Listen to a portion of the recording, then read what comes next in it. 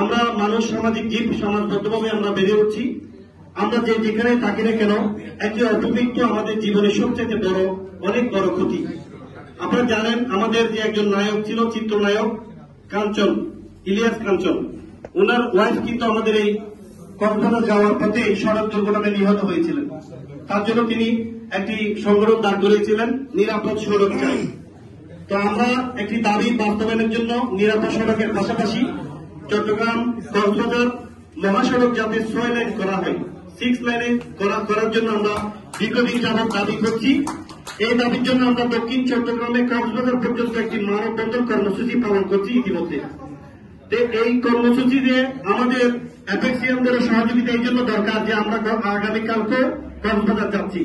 আমাদের জীবনের নিরাপত্তার জন্য, আমাদের জীবনের যে একটি মানুষ যে মৃত্যু, অপমৃত্যু, সেই মৃত্যু থেকে বাঁচার জন্য আমাদের সরকারকে আমরা দাবি জানিয়েছি লেখালেখির মাধ্যমে এবং দরখাস্তের মাধ্যমে। আমরা তো অ্যাপেক্স থেকেও সেই দাবিটা করতে পারি যে একটি নিরাপদ সড়ক, অ্যাপেক্স বাংলাদেশের একটি সার্ভিস হবে, নিরাপদ সড়ক চাই। আমি সেই দাবিটা এখানে উপস্থাপন করছি আমার পক্ষ থেকে। পাশাপাশি সেই দাবির সাথে আমরা আমাদের দক্ষিণ চট্টগ্রামের প্রতিটি থানায় আমরা মানববন্ধন কর্মসূচি পালন করছি। ইতিমধ্যে জাতীয়ভাবে আমরা বিভিন্ন লেখালেখির মাধ্যমে বিভিন্ন দপ্তরে আমরা দৃষ্টি আকর্ষণ করার চেষ্টা করছি। তাই এই বিষয়ে আমরা আগামীকাল নিরাপদ সড়ক যাতে আমরা নিরাপদে আমরা কক্সবাজার যেতে পারি, আমরা সকলেই সতর্ক থাকবো।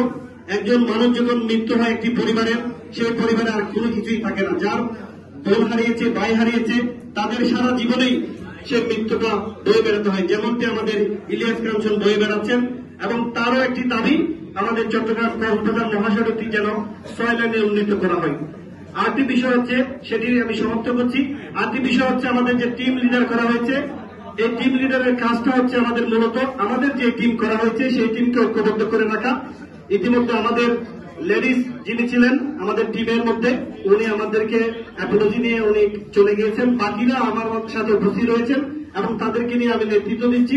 ইনশাআল্লাহ আমাদের প্রোগ্রামের শেষ অবধি আমরা তাদেরকে নিয়ে ঐক্যবদ্ধভাবে আমাদের প্রয়াস চালিয়ে যাব। ধন্যবাদ সকলকে।